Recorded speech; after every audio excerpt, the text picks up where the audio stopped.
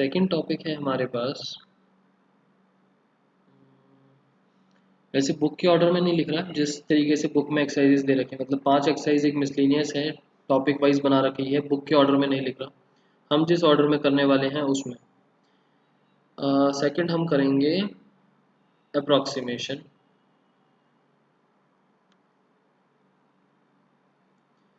इन सब में अगर आप लिंक पूछो तो लिंक सिर्फ इतना सा है कि सब में डेरिवेटिव करना है, वैसे कोई लिंक नहीं है। Third topic tangents and normal. Fourth topic increasing and decreasing functions. Last one is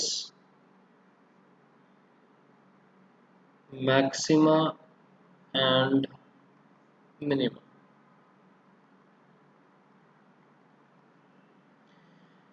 first topic very easy, second topic very easy, third वाला थोड़ा सा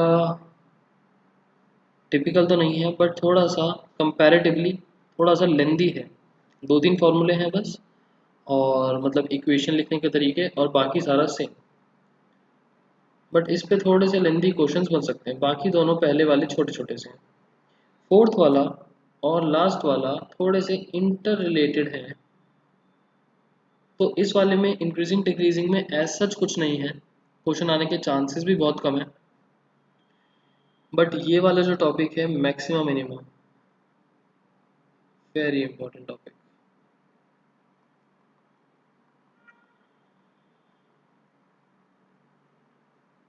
मैक्सिमा एंड मिनिमम, जिसके लिए मैं कह रहा था कि ये कंसेप्ट ले जाएगा बहुत ज़्यादा टाइम, और थोड़ा सा ट्रिकी भी है, मुश्किल भी है, लेंथी भी है। बाकी सारे जो चार, ये 1 2 3 4, ये छोटे छोटे से टॉपिक्स हैं, मतलब छोटे छोटे एज इन ईजी हैं कंपैरेटिवली। इसमें थोड़ा ध्यान रखना, बीच में कोई क्लास मिस मत करना, 2-3 क्लास अकेले लगेंगी। एंड ये दोनों थोड़ा साथ में इंटर रिलेटेड हैं, तो अगर इंक्रीजिंग डिक्रीजिंग का कंसेप्ट थोड़ा अच्छे से समझ में आता है तो ये और अच्छे से समझ में आएगा। ठीक है, हम स्टार्ट तो रेट ऑफ चेंज से ही करेंगे। उससे पहले आपको 1-2 चीज़ें बता देता हूँ डिफ्रेंशिएशन के बारे में, कि आपको कोई कंफ्यूजन ना रहे आगे।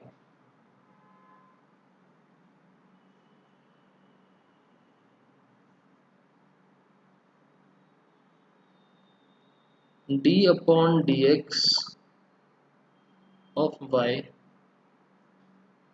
D upon d x of function, derivative dash लगा के लिखना, ये सब तो आपको पता है, सेम ही है। एक लिमिट का फॉर्मूला होता है फर्स्ट प्रिंसिपल वाला, जो हम पीछे छोड़ कर आए हैं, x tends to h, f of x plus h minus f of x whole upon में h। ये सब तो पुरानी बातें हैं, ये सब तो आपको पता है। इसके अलावा क्लास 11th से थोड़ा सा रिलेट करते हैं। यहाँ मैंने बोला dy by d x,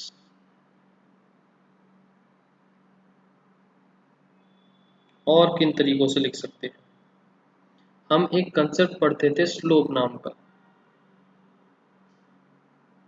slope को किससे डिनोट करते थे? स्लोप को दूसरा नाम होता था ग्रेडियंट। डिनोट करते थे लेटर m से। कोऑर्डिनेट वाला जो चैप्टर था उसमें हम स्ट्रेट लाइंस वाला, उसमें हम कोऑर्डिनेट के बेसिस पे y2 minus y one upon x2 minus x1 भी करते थे।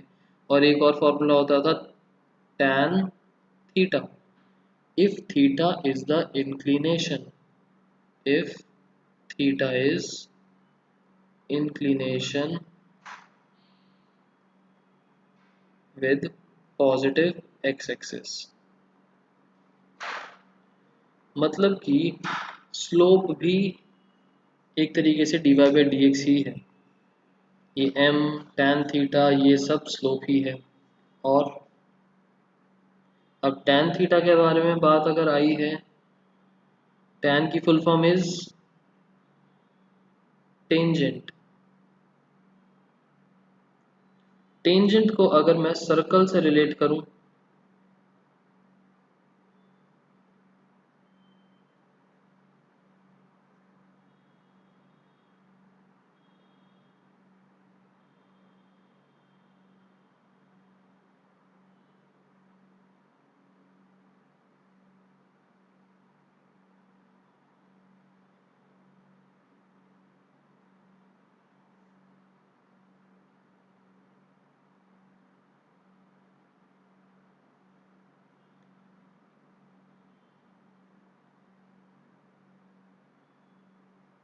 ये सब का सब डेरिवेटिव ही है। D y by d x बोला जाए, डैश में बोला जाए, लिमिट्स में बोला जाए, स्लोप बोली जाए लाइन की, slope basically of a line होती है, स्लोप ऑफ अ लाइन, या कर्व भी बोल सकते हैं। कर्व होगा तो एक स्पेसिफिक पॉइंट पर निकालना पड़ेगा। tan थीटा बोला जाए, टेंजेंट बोला जाए, टेंजेंट अगर ग्राफिकली देखा जाए तो किसी कर्व से टच होने वाला point a b is the tangent, ये भी स्लोप ही है। और इको में आप माइक्रो इको पढ़ के आए हो, स्लोप किसको बोलते हैं? स्लोप इज बेसिकली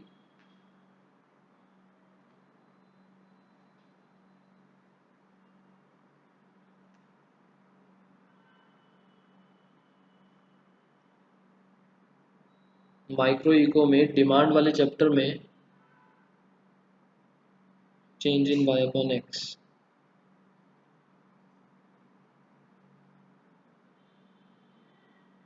आवाज आ रही है मेरी?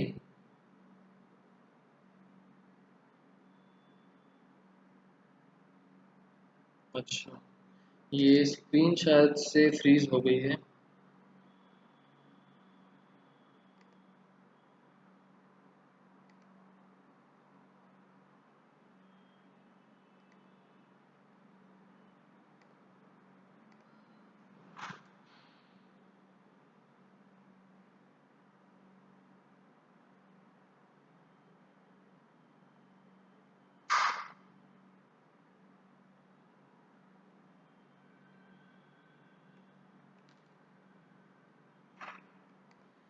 तो हम डिस्कस कर रहे थे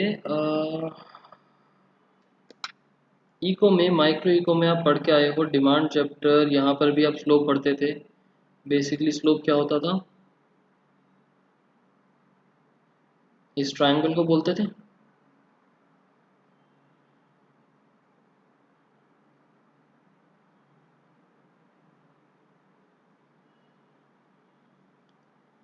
change in this because of this. यहाँ पर हम d y by d x बोलते हैं। D y by d x का मतलब change in y upon change in x. आप ये भी बोल सकते हो delta y upon delta x. सारी बातें सेम है, एक बार दोबारा से देख लो, सारी बातें सेम है। टॉपिक वाइज, चैप्टर वाइज चीज़ें बदलती रहती हैं बस, मतलब सबका सेम है। क्लियर यहाँ तक?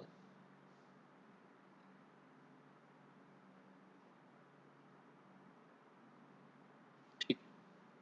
बेसिकली वैसे आपको ध्यान क्या रखना है, that d y by d x जो डेरिवेटिव है that is also tan theta. And जब हम एक टॉपिक अप्रॉक्सीमेशन वाला करेंगे तब हम d y by d x को delta y upon delta x वाली फॉर्म में भी लिख लेंगे। बाकी सब तो बस समझाने के लिए था कि सब कुछ सेम है।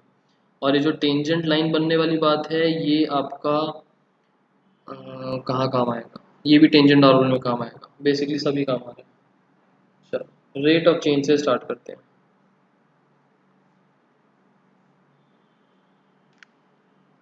जो रेट ऑफ चेंज है टॉपिक, रेट ऑफ चेंज के अंदर रेट ऑफ चेंज, नाम से ही पता चल रहा है कि हम रेट निकाल रहे हैं चेंज होने का। मतलब कि दो क्वांटिटीज हैं हमारे पास, and out of these two quantities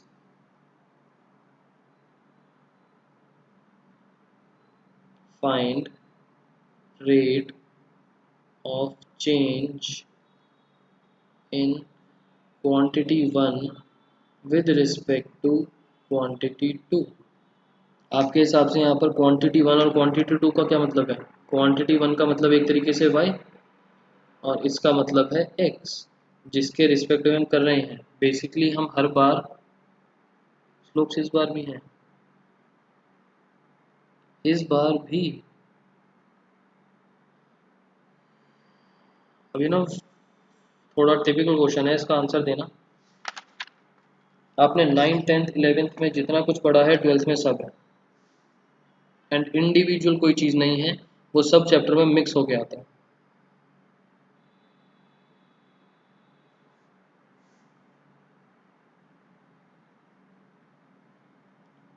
बस ये है कि कोऑर्डिनेट्स वाली चीज़ आपको थोड़ी सी कम देखने को मिलेगी, डायरेक्ट आपको डिफरेंशिएट करने को मिलेगा। कुछ क्वेश्चन को डिफिकल्ट बनाने के लिए कोऑर्डिनेट्स मिल सकते हैं कि कोऑर्डिनेट दे दिए, डिफरेंशिएट करो, एरिया निकालो और बाकी सारी चीज़ें। सो डायरेक्टली इसके क्वेश्चंस पर आ जाते हैं, इसमें समझाने वाला ज़्यादा कुछ है नहीं। Exercise number 6.1, answer number 1।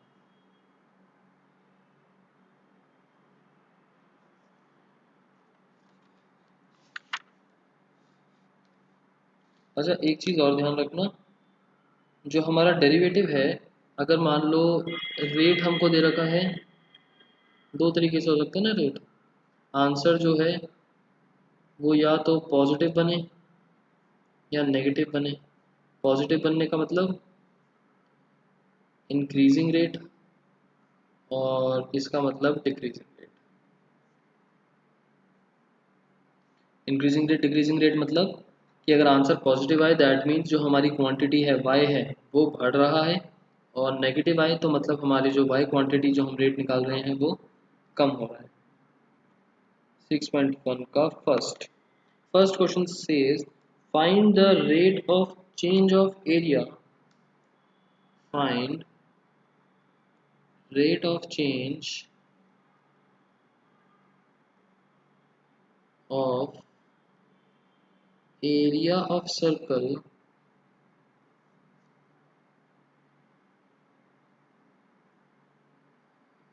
with respect to radius। दे दिया यहाँ पर रेडियस के रिस्पेक्ट में करना है, रेडियस को r बोला हुआ है। when first part r is equals to 3 centimeter, second part r is equals to 4 centimeters। अब इन क्वेश्चंस को करने का तरीका,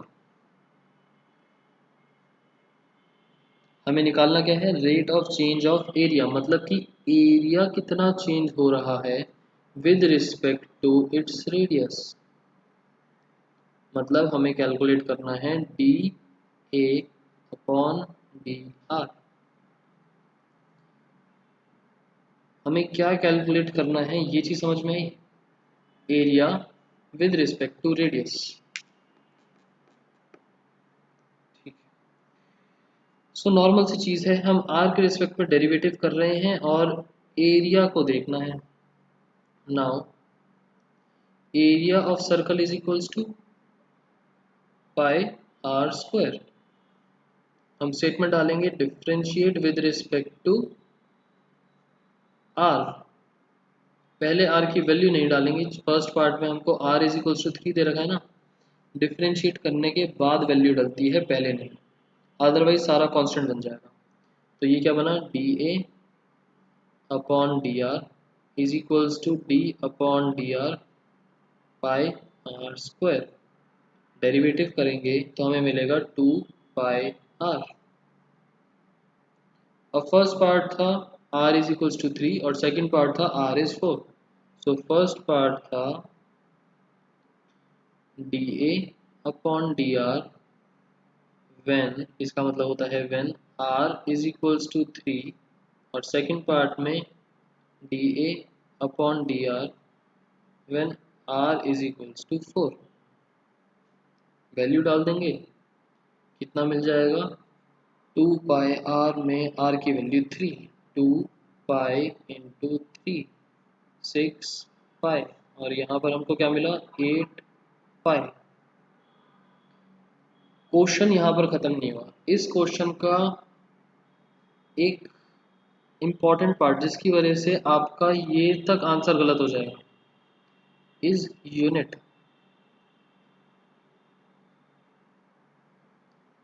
इस क्वेश्चन में बताओ यूनिट क्या बनेगी, यूनिट क्या आनी चाहिए आगे। कुछ ना कुछ तो यूनिट डालोगे।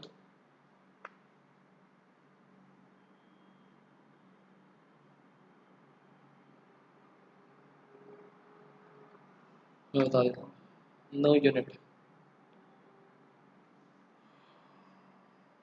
अभिनव लिखा है मैंने, होगा कुछ ना कुछ।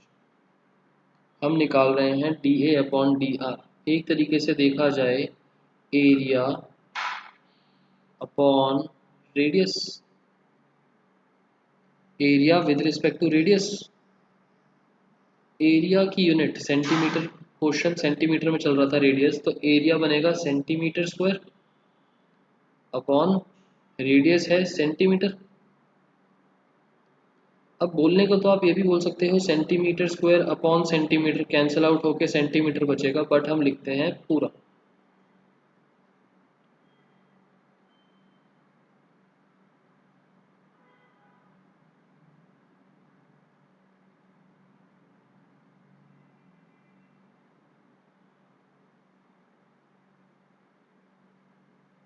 सेंटीमीटर स्क्वायर पर सेंटीमीटर।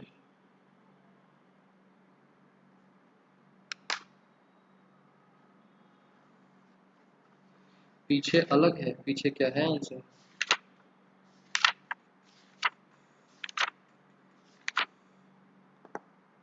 यही तो लिखा हुआ है 6 पाई सेंटीमीटर स्क्वायर पर सेंटीमीटर, 8 पाई सेंटीमीटर स्क्वायर पर सेंटीमीटर।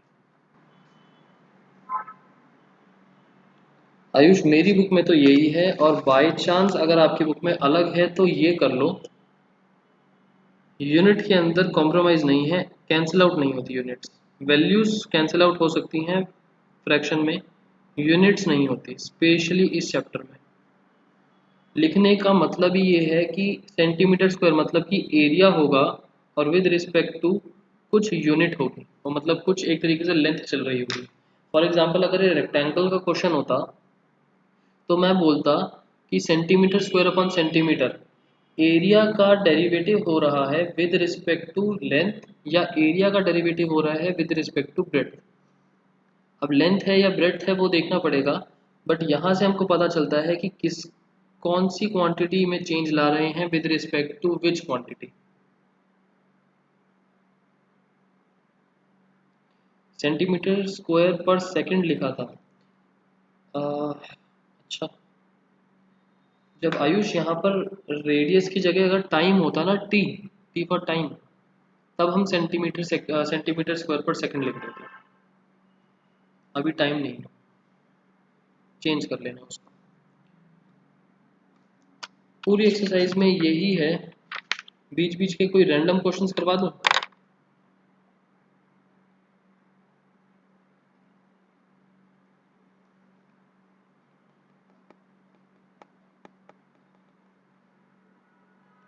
Answer number 5।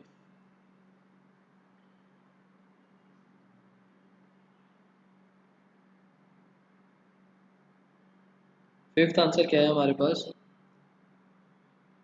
एक स्टोन है, उसको हमने ड्रॉप करा इन अ क्वाइट लेक। पानी में अगर एक पत्थर डालोगे तो इसकी वजह से क्या बना, वेव्स बन गई। ऐसे गोल गोल सी वेव्स बनती हैं जो ऐसे बाहर की तरफ जाती रहती हैं, गोल गोल सी वेव्स, है ना। ये जो वेव्स हैं ये मूव्स इन सर्कल, ये क्वेश्चन में गिवन है, at speed of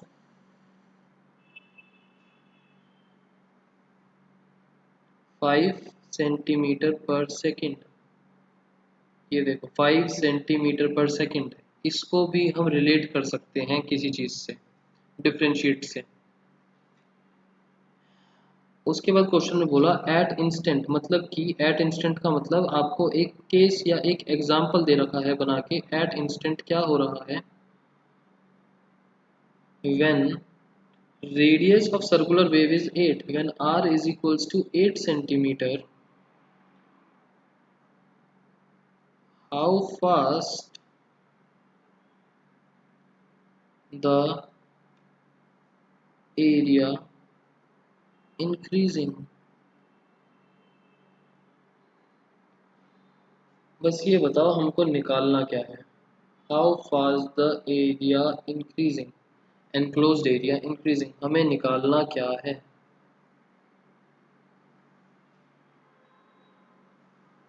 increasing question में बोला हुआ है, तो बाई चांस नेगेटिव आंसर आ रहा हो तो चेक करना कि नेगेटिव नहीं आना चाहिए।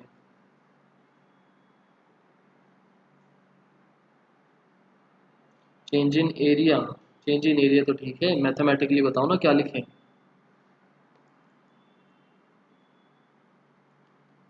डी ए अपॉन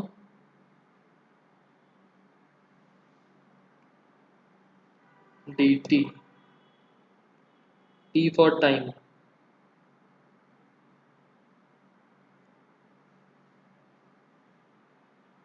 अब अगर किसी को समझ नहीं आया कि टी टी के रिस्पेक्ट में क्यों कर रहे हैं, तो पहली चीज़ तो यहाँ पर ये वर्ड इंडिकेट कर रहा है, हाउ फास्ट।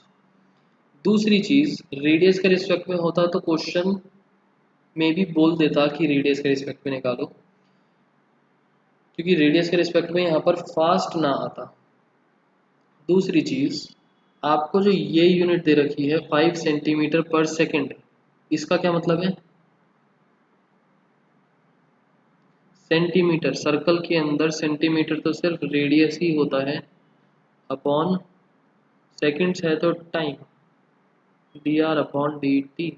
आपको टाइम के रिस्पेक्ट में एक चीज़ ऑलरेडी गिवन है, मतलब कि इस क्वेश्चन में टाइम बीच में आ रहा है, एक कंपोनेंट क्वेश्चन में गिवन है टाइम के रिस्पेक्ट में, तो हमको जो निकालना है वो भी टाइम के रिस्पेक्ट में ही होगा।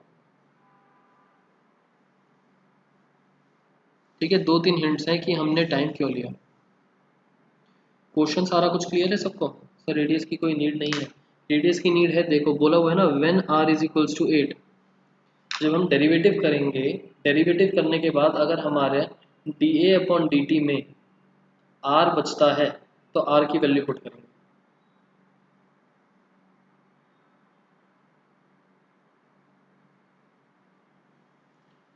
ये था पूरा का पूरा क्वेश्चन। क्वेश्चन सबको समझ में आ गया, क्वेश्चन में से कौन सी इंफॉर्मेशन किस तरीके से उठानी है समझ में आ गया। ठीक है,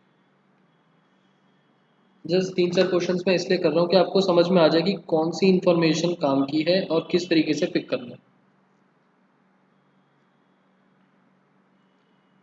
हमें क्वेश्चन में गिवन है d r upon d t is 5 centimetre per second, ये तो गिवन है। हमें फाइंड करना है डी ए अपॉन डी टी।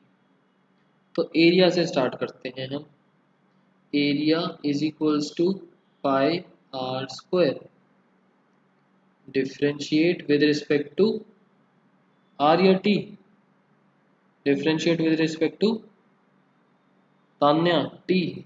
हमें डी ए अपॉन डी टी निकालना है टी के रिस्पेक्ट में, d A upon d t is equals to d upon d t of pi r square, 2 pi r. ठीक है या गलत है,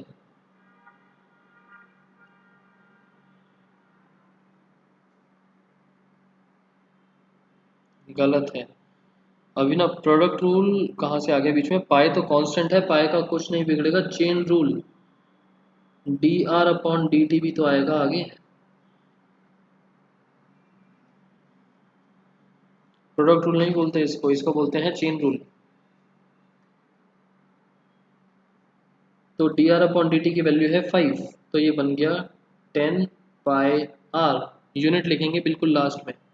therefore dA upon dt when r is equals to कितना था 8 centimetres is equals to 80 pi, unit क्या बनेगी area का सेंटीमीटर स्क्वायर टाइम का सेकेंड्स। 80 पाई सेंटीमीटर स्क्वायर पर सेकेंड, आर को कांस्टेंट नहीं लेंगे सोनाक्षी नहीं। जब वो सर्कुलर वेव्स में मूव कर रहा है, पहले छोटा सर्कल फिर बड़ा फिर बड़ा फिर बड़ा फिर बड़ा, तो आर तो हो गया वेरिएबल। और अगर आर को आप कांस्टेंट ले लोगे तो ज़रा बताओ इसका मतलब क्या निकला। बिना बात की इंफॉर्मेशन थोड़ी देंगे क्वेश्चन में, जनरली नहीं देते, दे सकते हैं बट जनरली नहीं देते। बहुत ही ज़्यादा रेयर क्वेश्चन मिलेगा बिना मतलब की इंफॉर्मेशन वाला।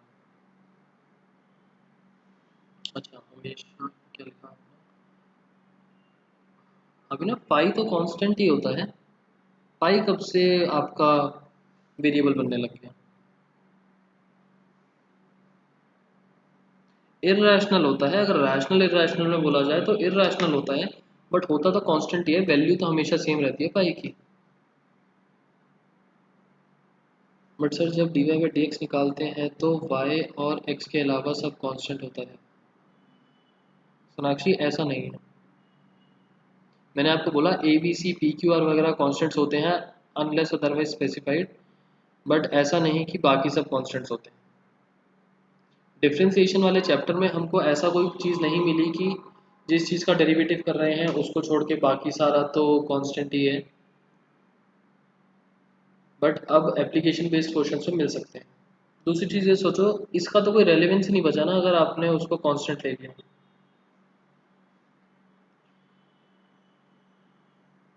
और दूसरी चीज़, जब तक क्वेश्चन में ना बोला हो कि कांस्टेंट है हम नहीं लेंगे। मान लो इन्होंने रेडियस को a से रिप्रेजेंट कर रहे होते और डी ए अपॉन डी टी दे रखा होता, और तो यहाँ मैं यहाँ लिखता पाई ए स्क्वायर, छोटा ए पाई ए स्क्वायर, यहाँ बनता 2 पाई ए, तो आप a को वेरिएबल कांस्टेंट थोड़ी ले लेते। जब तक मेंशन नहीं है कांस्टेंट, दो वर्ड्स आएंगे आपके पास आगे चल के भी, गिवन या फिर कांस्टेंट, या फिर स्पेसिफाई होगा क्वेश्चन में, जैसे मान लो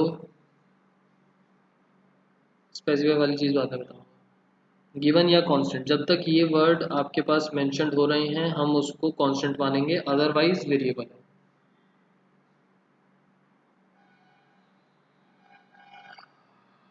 इस क्वेश्चन में स्पीड अपॉन टाइम भी तो हो सकता था, speed upon time, speed upon time ही तो है ये। नहीं, स्पीड अपॉन टाइम ये क्या बात है।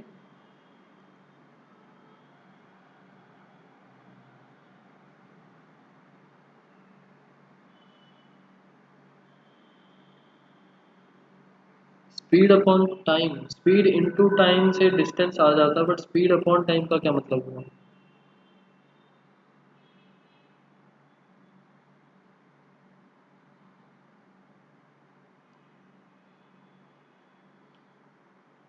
D S upon d T, but Tanya उसका बेनिफिट क्या है D S upon d T का,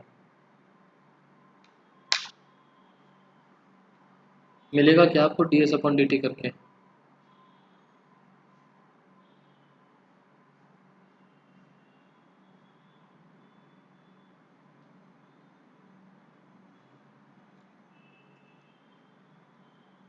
ना क्वेश्चन में स्पीड के बारे में ऐसा कुछ बोला, ना हमको निकालना, तो स्पीड के बारे में फालतू में बात करके फ़ायदा ही क्या। उसके बाद एक क्वेश्चन कौन सा देखें, 7। इस एक्सरसाइज में मेरे को बस एक दो क्वेश्चन ही थोड़े से ठीक ठाक लगते हैं जो समझने समझाने के लिए ठीक है, उसमें से एक है 7, क्योंकि इसमें माइनस वाली चीज़ के बारे में बात हो रही है। क्वेश्चन में बोला length x of a rectangle, length, इन्होंने लेंथ को x माना है, of a rectangle is decreasing. बोल दिया क्वेश्चन में कि डिक्रीज हो रहा है एट रेट ऑफ 5 सेंटीमीटर पर मिनट एंड विड्थ, विड्थ को इन्होंने माना है y, is increasing at the rate 4 centimetre पर मिनट।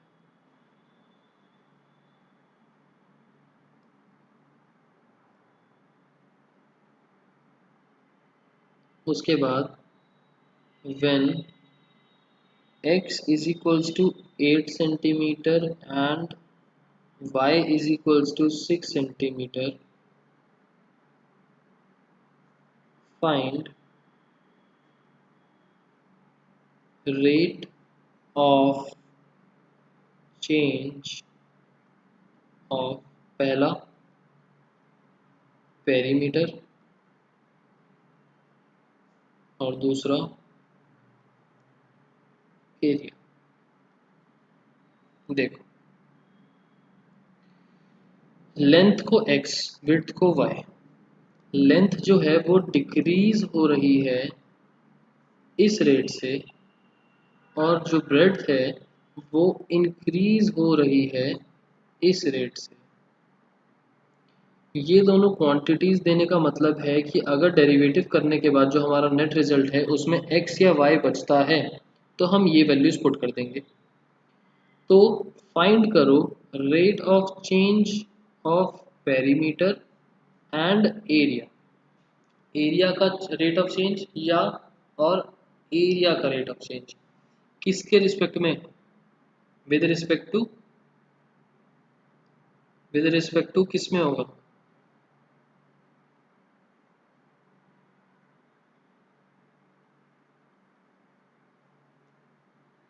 टाइम, क्योंकि ऊपर वाली कंपोनेंट्स हमको टाइम के रिस्पेक्ट में दे रखा है, तो यहाँ पर भी विद रिस्पेक्ट टू टाइम निकालेंगे।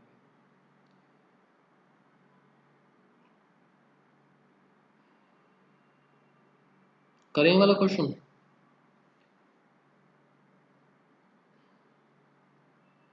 फर्स्ट पार्ट के अंदर हमको निकालना है पेरीमीटर में रेट ऑफ चेंज, मतलब D P upon d T. Perimeter का फॉर्मूला बताओ।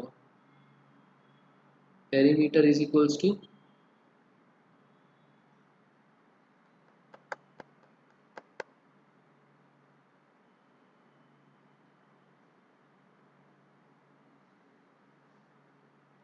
ताने 2x प्लस वाई लिखना ज़्यादा अच्छा है क्योंकि क्वेश्चन में x और y स्पेशली बोला हुआ है, मैंने नहीं लिखा, क्वेश्चन में बोला हुआ है x और y। हम इसका डेरिवेटिव करेंगे dp upon dt is equals to d upon dt of twice x plus y. Answer क्या मिलेगा? 2 multiply by dx upon dt plus dy upon dt is equals to, जो क्वेश्चन में आपको ये 5 सेंटीमीटर पर मिनट था, ये क्या गिवन था?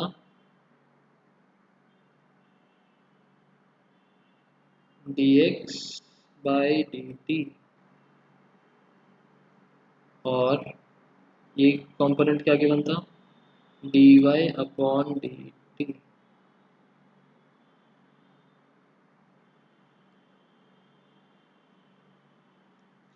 दूसरी चीज, डिक्रीजिंग होने की वजह से हम इस dx अपॉन dt को लेंगे नेगेटिव और dy अपॉन dt को लेंगे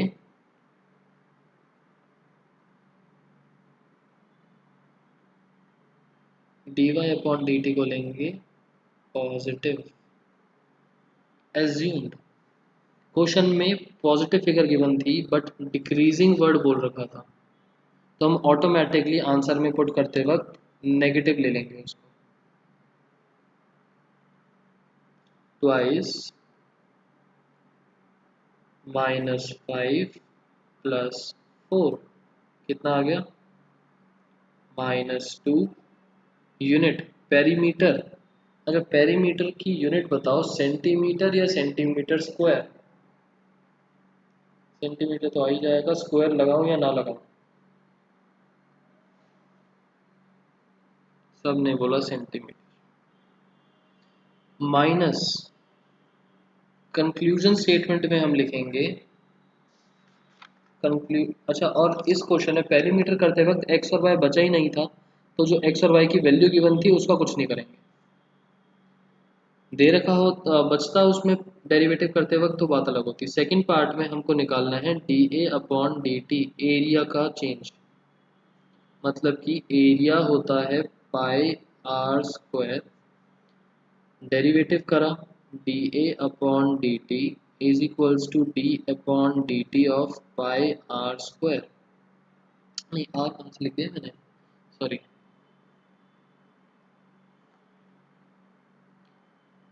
सर्कल चल रहा था मेरे माइंड में। dA/dt एरिया का फॉर्मूला XY। हाँ कंक्लूजन स्टेटमेंट एक साथ बता देता हूँ दोनों। डेरिवेटिव करेंगे dA/dt, वैसे इंडिविजुअली डालनी है, ऊपर वाले पार्ट के ऊपर में, नीचे वाले पार्ट के नीचे में, दोनों की स्टेटमेंट्स अलग अलग डालेंगे एक साथ नहीं। वैसे एक साथ भी डाल दो कोई दिक्कत नहीं, एक साथ डाल देना XY। x as it is into dy/dt plus y as it is dx/dt। यहाँ पर x और y है तो dA/dt is equals to dy/dt कितना था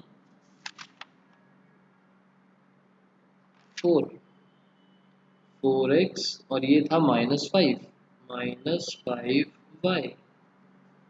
अब x और y की वैल्यू डालनी है dA। आप बीच में स्टेटमेंट भी डाल सकते हो when x is equals to 8 and y is when x is equals to 8 and y is equals to 6 centimetre, या फिर आप ऐसे भी लिख सकते हो कोऑर्डिनेट फॉर्म में 8,6 x8 y6 is equals to 4 into 8 minus 5 into 6 32 minus 30 answer आया 2 पॉजिटिव का। यूनिट बनेगी सेंटीमीटर स्क्वायर पर मिनट।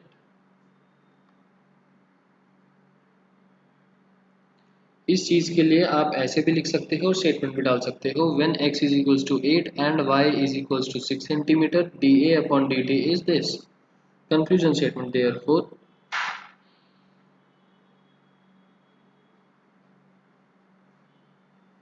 perimeter changes या फिर perimeter decreases at the rate मत लगाना, पूरा लिखना at the rate of 2 centimeter per minute and area increases at the rate 2 centimeter square per minute। ठीक है। अब अगर नॉर्मल क्वेश्चन हो जिसमें इंक्रीजिंग डिक्रीजिंग वाली चीज ना हो, बीच में माइनस का भी नहीं आ रहा, तो आप इंक्रीज और डिक्रीजिंग वर्ड को मत लिखना, नॉर्मल बोलना चेंज, रेट ऑफ चेंज। इस क्वेश्चन में डिक्रीजिंग इंक्रीजिंग क्वेश्चन में भी था, आंसर में भी, एक में माइनस एक में प्लस, तो इन चेंज वर्ड की जगह इंक्रीज और डिक्रीज लिखना ज़्यादा बेटर है। और अगर आप डिक्रीज लिख रहे हो तो माइनस का सिंबल नहीं आएगा, ऑटोमेटिक सी बात है, डिक्रीज वर्ड ने माइनस के सिंबल को सब्स्टिट्यूट कर दिया। सर यूनिट सिर्फ एंड में लिखते हैं ना? हाँ अभिनव, बीच का सारा पार्ट होता है मैथमेटिकल कैलकुलेशंस। कैलकुलेशंस करते वक्त हम यूनिट्स नहीं लिखते, यूनिट्स हमेशा एंड में। ये भी जनरल सी बात थी, हर चैप्टर में ध्यान रखना, मतलब सारे स्टेप्स पर लिखने की ज़रूरत तो नहीं होती है, नहीं, एंड में।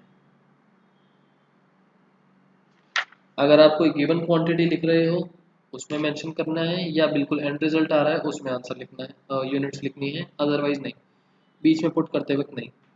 अगर आप यहाँ स्टेटमेंट डालते when x is equals to 8 and y is equals to 6, तब सेंटीमीटर लिखना पड़ सकता था when x is 8 centimeter and y is 6 centimeter, या when length is 8 centimeter width is 6 centimeter। But अब मैंने लिखा है इस तरीके से, तो यहाँ बीच में सेंटीमीटर्स नहीं आएंगे। स्टेटमेंट्स लिखते वक्त, कंक्लूजन लिखते वक्त, एंड रिजल्ट लिखते वक्त तब आते हैं यूनिट्स वगैरह। चलो, एक तो क्वेश्चन था ये वाला। अच्छा, इसके बाद एक आंसर नंबर 10।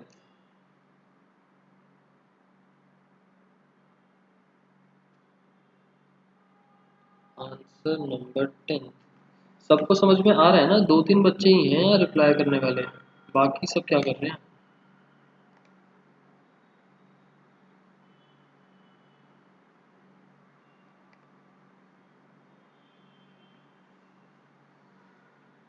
टेंथ में है एक ladder 5 metre long is leaning against a wall. अच्छा,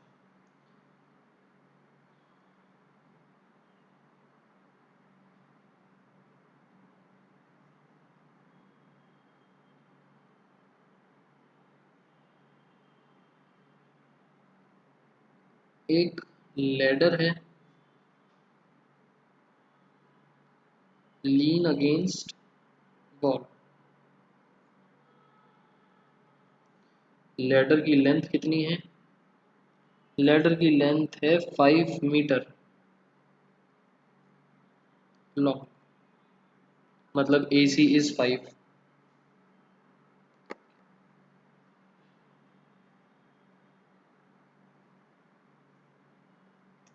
bottom of the ladder is pulled, एक सेकेंड,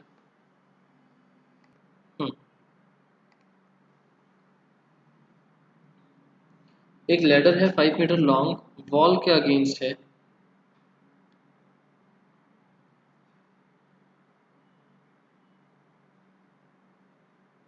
उसके बाद क्वेश्चन में बोला हुआ है bottom of the ladder, bottom का मतलब BC वाला पार्ट जो है, is pulled along the ground away from the wall, wall से दूसरी वाली साइड पर खींच रहे हैं इसको। इसको मान लेते हैं X वाला component. At the rate of 2 centimetre per second, मतलब dx upon dt is equals to 2 centimetre per second. How fast is its height on the wall decreasing, तो जो अगर इस लेडर को यहाँ से ऐसे आगे की तरफ बढ़ाओगे तो हाइट कम हो जाएगी, हाइट हो रही है कम। इसको ले लेते हैं y कंपोनेंट। तो dy अपॉन dt हमको कैलकुलेट करना है उसकी हाइट कितनी डिक्रीज होगी। डिक्रीज होगी मतलब आंसर आएगा नेगेटिव में। पॉजिटिव में आए भी तो लास्ट में हम डिक्रीजिंग करके या फिर माइनस लगा देंगे। How fast is the height on the wall decreasing when foot of the ladder is 4 metre away from the wall. When जो फुट है दैट इज, मतलब जो x है, when x is equals to 4 meters।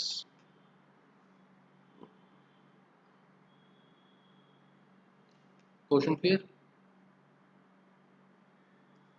अब ये बताओ इस question को करें कैसे स्टार्ट। हमें निकालना है dy अपॉन dt। हर क्वेश्चन में अभी तक एरिया वगैरह दे रखा होता था, फॉर्मूला पता था हमको। अब कैसे स्टार्ट करें क्वेश्चन?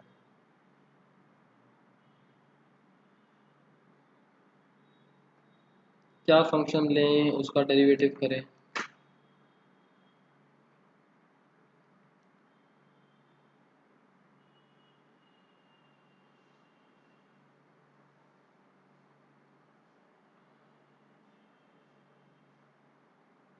बताओ।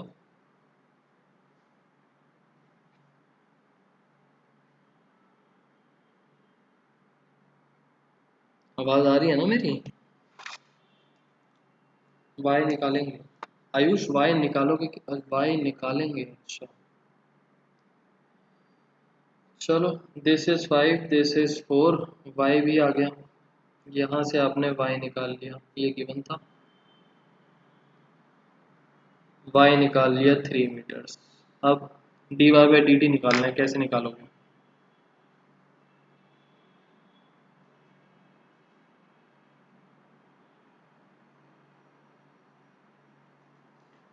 पाइथागोरस लिख देंगे x और y की फॉर्म में। ठीक है, वेरी गुड। हम यूज करेंगे Pythagoras theorem, right angle triangle. तो पाइथागोरस थ्योरम हमको सजेस्ट करती है that x square plus y square is equals to 5 का स्क्वायर, हाइपोटेनस का स्क्वायर। हम अगर इसको डिफरेंशिएट करते हैं विद रिस्पेक्ट टू टी, तो 2x into d x upon d t plus 2y into d y upon d t is equals to 0। dx upon dt की value, dx upon dt की value थी 2, 2x into 2 plus 2y into d y upon d t is equals to 0। तो d y upon d t कितना आया? 4x upon 2y is equals to 2x upon y। यहाँ तक clear सबको? Unit different थी। अच्छा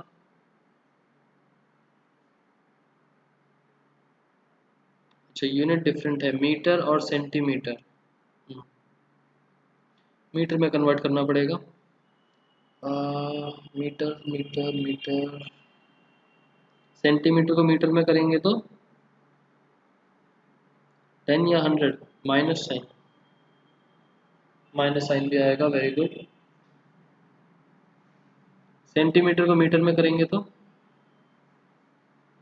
10 से डिवाइड, 100 से डिवाइड, ये तो पता ही होगा। चलो 100 से डिवाइड, तो ये आंसर बन गया आपका 100 से डिवाइड।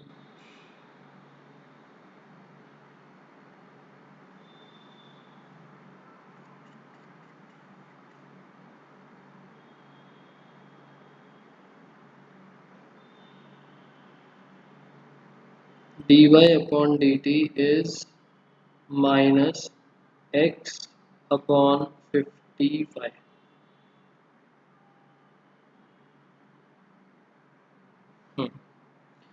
ना, पीछे हमने x और y की दोनों की वैल्यूज निकाली थी।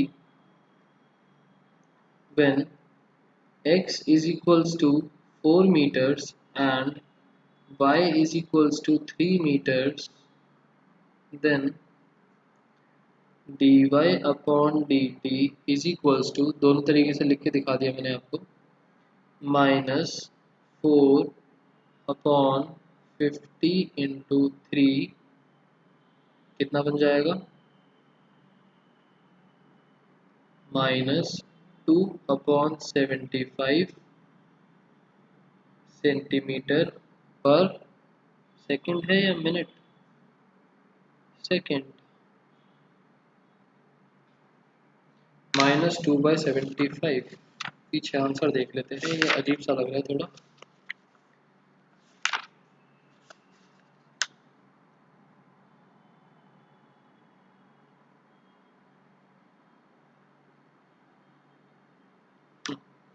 आंसर तो थोड़ा अलग है, बताओ और कहाँ क्या मिस्टेक हुई है?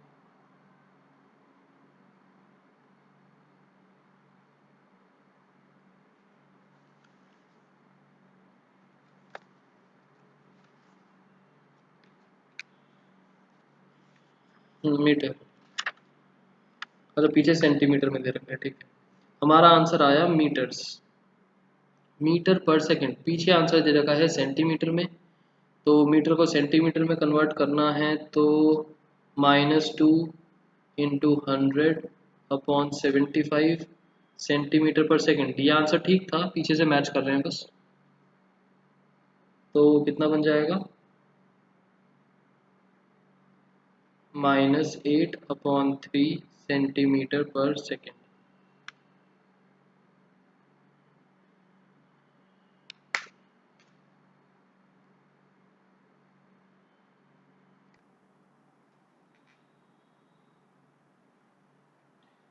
ओके, नेक्स्ट क्वेश्चन हम देखते हैं। एक 14th देख लेते हैं, उसके अलावा मुझे नहीं लगता कि इस एक्सरसाइज में और भी कोई क्वेश्चन समझाने की नीड पड़े।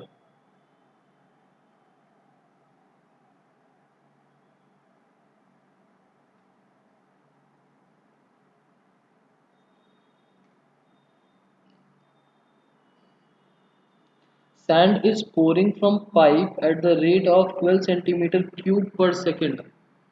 Sand pour हो रही है फ्रॉम पाइप, मतलब पाइप के थ्रू फ्लो हो रही है eight the rate 12 centimetre cube पर सेकेंड। इसका मतलब ये कौन सी क्वांटिटी दे रखी है हमको, dV अपॉन dt। क्यूब तो वॉल्यूम्स में आते हैं, और पाइप, पाइप कौन सी शेप हो गई, सिलेंडर। उसके बाद फॉलिंग सैंड फॉर्म्स अ कोन। अच्छा, पाइप से जाके ये एक कोन में बन गई, फॉर्म्स अ कोन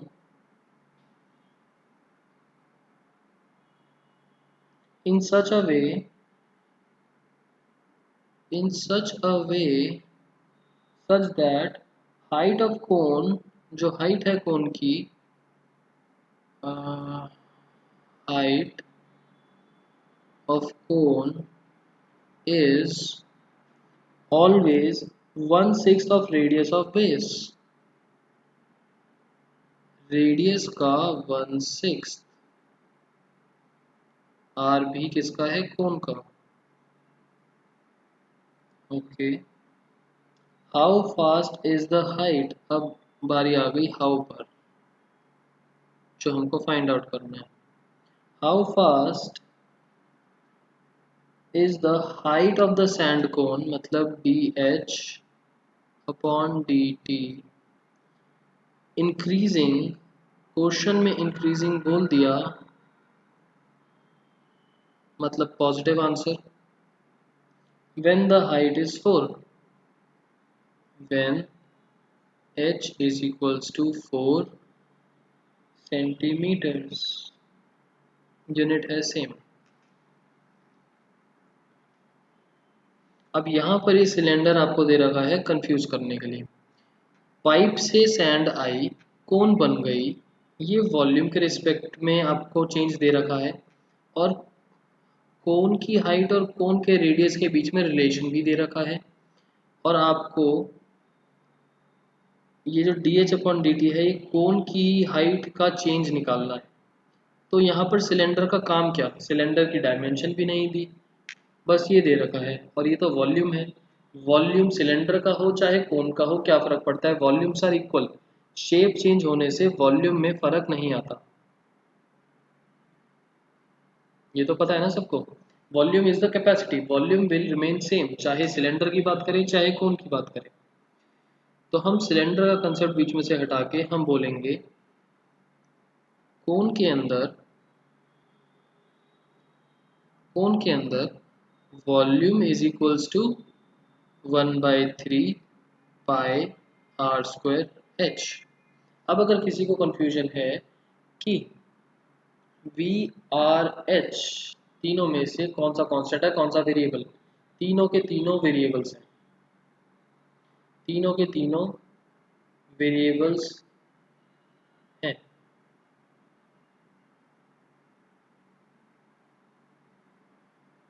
या नहीं,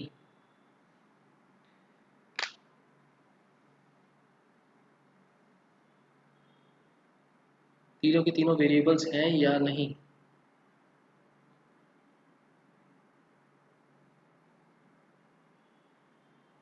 आर वेरिएबल। तान्या अगर आर वेरिएबल जो चीज़ हम निकाल रहे हैं ना D h upon d t, ये लिखने का मतलब ही ये है कि एच एक वेरिएबल है। आपको कभी कांस्टेंट का चेंज निकालने के लिए बोला जाएगा कि कांस्टेंट में कितना चेंज आया बताओ?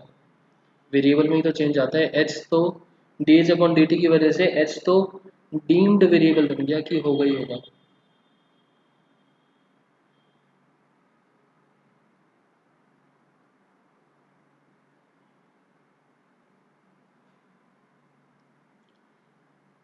D v upon d t की वजह से डी वी भी आपका वेरिएबल बन गया। आपके लिए तीनों वेरिएबल है। मैंने आपको बोला था जब तक क्वेश्चन में मेंशन ना हो, इस क्वेश्चन में मेंशन नहीं है। रिलेशन दे रखा है कि ये रिलेशन हमेशा होगा, ऑलवेज। तो हम यहाँ से वेरिएबल चेंज कर देंगे। हमारे लिए काम का है h, क्योंकि h की वैल्यू दे रखी है। तो हम r को हटा के h की टर्म्स में कन्वर्ट कर देंगे। v is equals to 1/3 pi, r का मतलब है 6h का स्क्वायर इंटू h। ये बना 6 6 36 अपॉन 3, 36/3 12 पाई h क्यूब।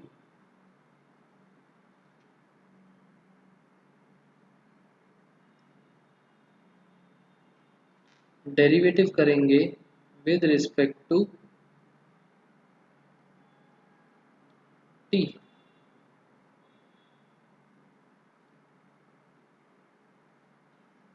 तो with respect to t derivative करने से हमको आंसर क्या मिलेगा? D v upon d t when h is equals to 4 question में गिवन है। आंसर मिलेगा डेरिवेटिव इज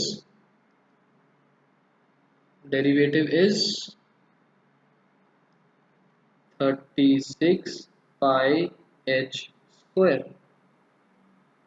एच की वैल्यू डालेंगे 4। यहाँ से आंसर जो आएगा पॉजिटिव में आया है, इंक्रीजिंग बोला ही हुआ था। और यूनिट बनेगी, h है हमारे पास सेंटीमीटर और टाइम है हमारे पास seconds, centimetre per second. h की वैल्यू डाल देना बस और ये हमारा नेट आंसर बन जाएगा।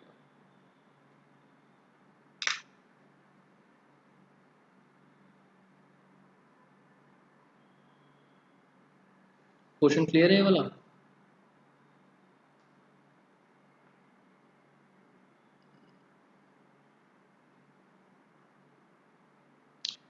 अपॉन 3। तान्या जब मैंने यहाँ पर 6 का स्क्वायर करा था ना, तो 6 का स्क्वायर था 36। मैंने 30, अच्छा सॉरी, हाँ 36/3 को मैंने 12 लिख दिया था।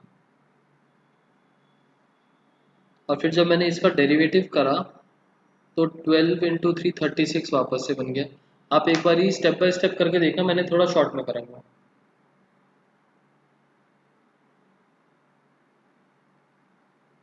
D h by d t नहीं लिखा सर, ये तो रहा d h by d t last में, ये तो रहा d h by d t, h है ये।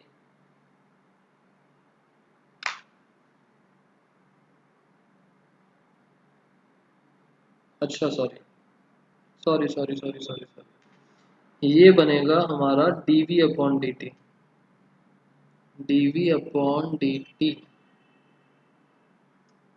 सही से ही करते हैं इसको, कंफ्यूजन हो।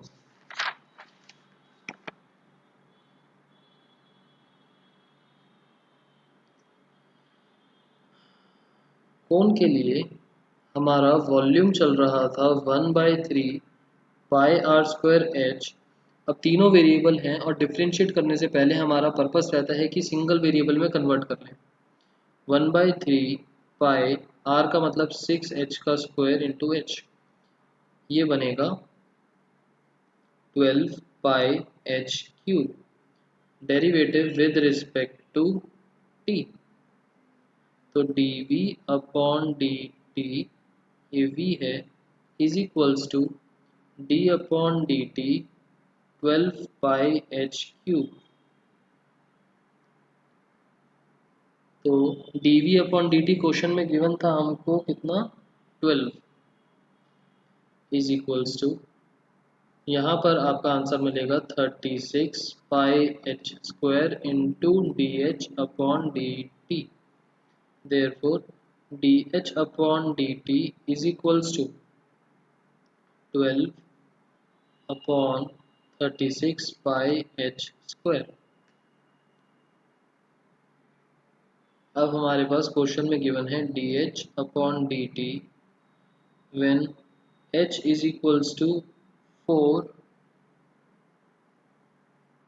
तो ये बनेगा 12 अपॉन 36 पाई इंटू 4 का स्क्वायर। कितना बन जाएगा आंसर?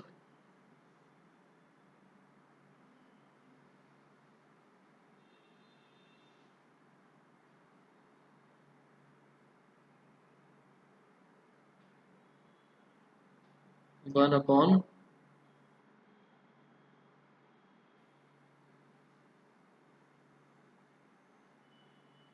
48 पाई। श्री क्यू का क्या मतलब है? 48 पाई और यूनिट क्या बनेगी? Centimetre per second.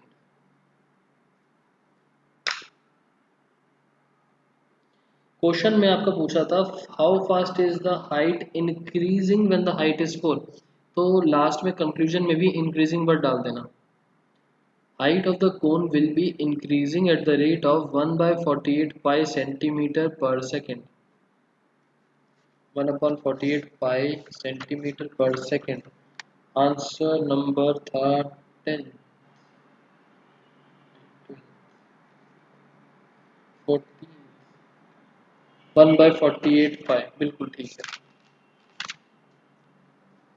क्लियर सबको? उसके बाद पूरी एक्सरसाइज नॉर्मल नॉर्मल सी है, कुछ भी नहीं है।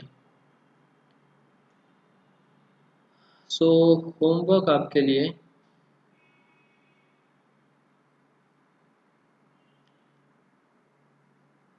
प्रैक्टिस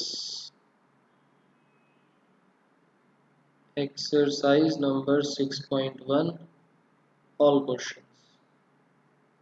अच्छा, इस एक्सरसाइज के अभी जो हमने डिफरेंशिएट करके देखा, इस डिफरेंशिएशन में तो किसी को कोई प्रॉब्लम नहीं आई जितनी प्रॉब्लम चैप्टर 5 में आ रही थी?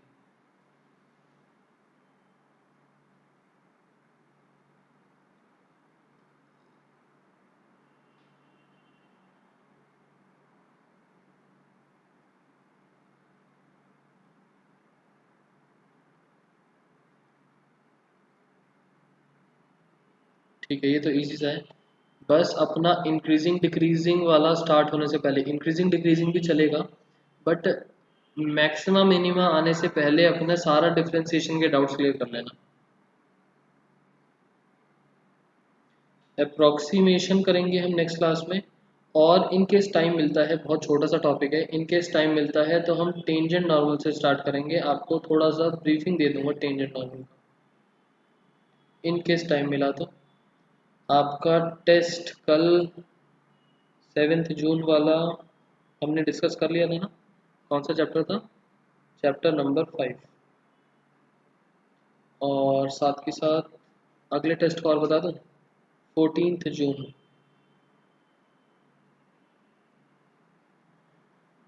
14 जून कितनी क्लास बची हैं? 3-4 क्लास।